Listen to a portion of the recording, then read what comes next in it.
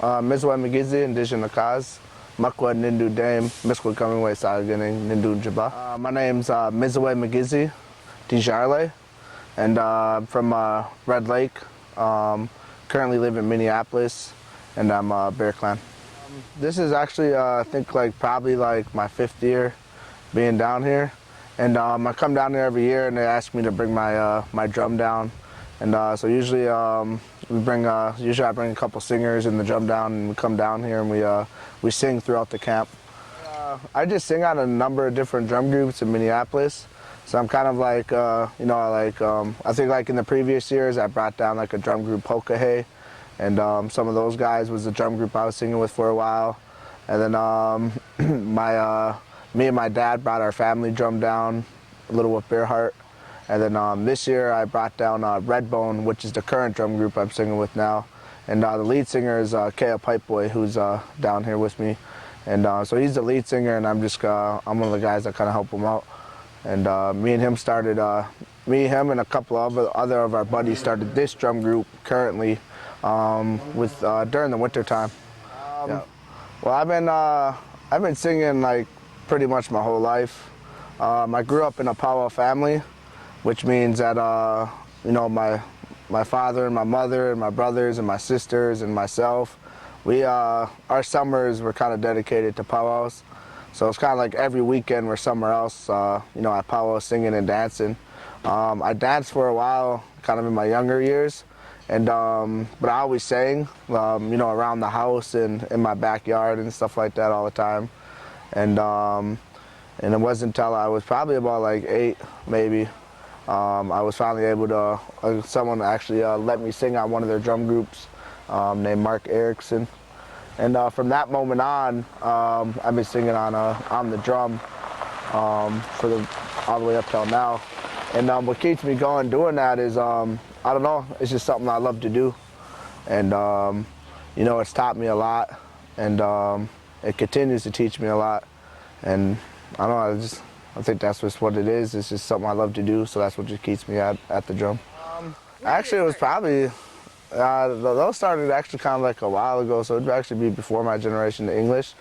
Those are kind of, you'll hear them referred to as 49 songs. And those are kind of just some fun songs that they would sing. And so you hear them a lot nowadays in the round dance songs. But yeah, usually they're referred to 49 songs, and usually they're just, as Native people, we like to have fun. And we're always laughing, we're always teasing, we're always making jokes. And because that's why, they say the best medicine is laughter. And with Native Americans, that's something that we believe in. So sometimes when you hear some of those 49 songs, sometimes they're kind of, some of the older ones are real goofy and stuff like that. And then it wasn't until a little bit later they started changing them into more love songs in English. And I mean that started the generation before me too. So yeah, and so I don't know, it's just the evolution of powwow music. It's just something that came to be. Whereas before we had love songs and also funny songs, but they're all in the language and stuff like that. But nowadays a lot of people sing the English ones. So a lot of songs that we're singing this weekend are songs that are kind of written by other drum groups, and some of them are kind of older songs. And we're singing those ones this weekend because there's some other singers from around here that are here this weekend, and they come down here and they're singing with us. And so we sing those songs. So because some of those songs are ones that a lot of people already know. So it's kind of they're more famous songs, I guess. So a lot of singers know those ones. So that way when we sing those ones, everybody can sing. And but currently Redbone, we do have some of our own music that we make.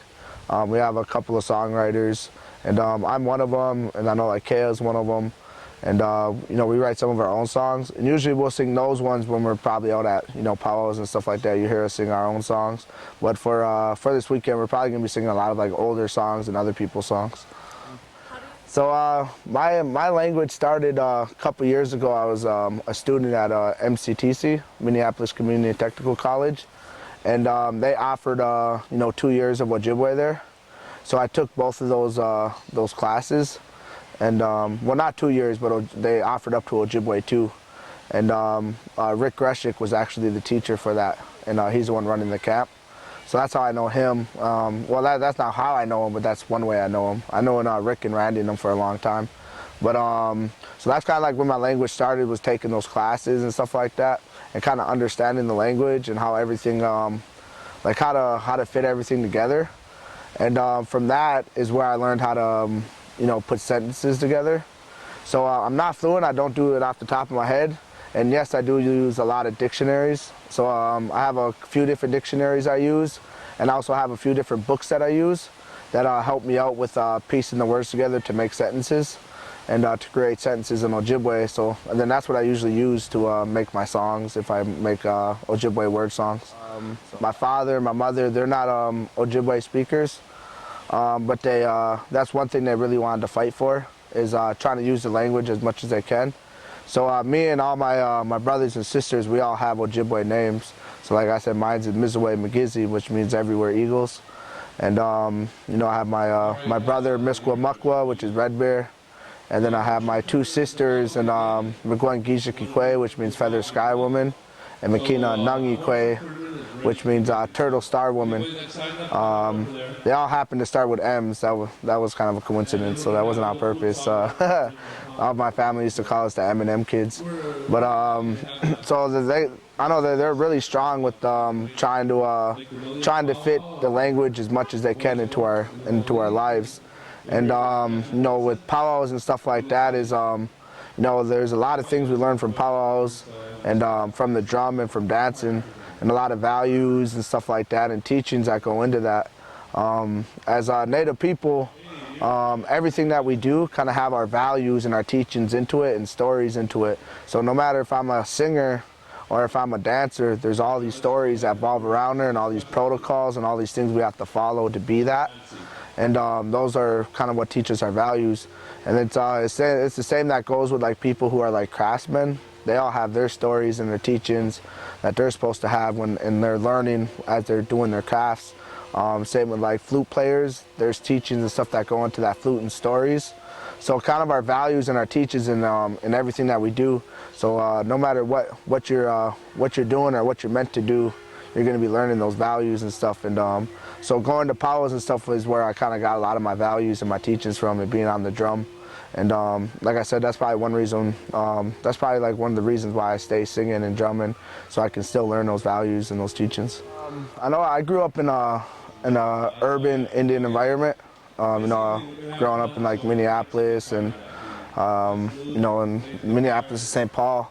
And I know it's hard for like Indian families out there, just because I know like some of them can't get out as much. Like I was lucky, so I was able to go to powwows every weekend and travel outside of Minneapolis. And you know, and there's a lot of things in Minneapolis too. To be honest, in Minneapolis, there's Pike Island, which is right there in Fort Snelling, and that spot right there is probably for the Dakota people, it's one of the most sacred spots. For them and their stories, that's where they're created at. So their creation takes place right in Minneapolis, and so there's a lot of things in Minneapolis that are we could use to teach some of the people in that area or get them involved. And so that's something that that's some of the work that I tried to do. I worked at the Indian Center as a cultural resource coordinator for a while, and you know, just getting back into. I wish for the families kind of. You know, to kind of get back into that and learning what they can, and learning about their own people as well. And you know, and like I said, like not everybody's meant to be a singer, not everybody's meant to be a dancer, but just to find out what it is that they're meant to do and be able to stick with it and try to nurture that for them. That's a tough question, just because like in our beliefs, it's kind of like everything's related and everything's connected. So like for instance, language. Language is connected to everything, just because you know, it's not only language, but in the language, in the words and stuff like that, there's stories behind those words and where they came from and what they truly mean when you break down all those words. So no matter what, you're still getting connected with all the stuff that goes into it. So you're still getting the stories from it, and you're still getting teachings from those just from a word. And you know, whereas if it's drumming, it's the same thing. You get all your teachings and stuff from drumming, but you also get language from your drumming because you got to learn your language to be able to sing some of the songs. Because some of the songs may have your language in it, or if you're going to make your own songs, you got to be able to learn your language to make your own songs. So it's kind of like everything's kind of related. So like no matter like, so looking at it like that, whatever you preserve, it will preserve all of it. And essentially. So but I think language is a big one. And it would be cool to be able to, have some more language speakers around. And so I guess like if we preserve language, it would help preserve everything else. So growing up, it kind of goes up and down sometimes. It kind of just goes like this. Sometimes it feels like it's like real strong and powerful, and then sometimes it'll feel like it kind of whimpers away, and then it comes back again. I feel like as far as like the Minneapolis and St. Paul community, they're doing pretty good right now.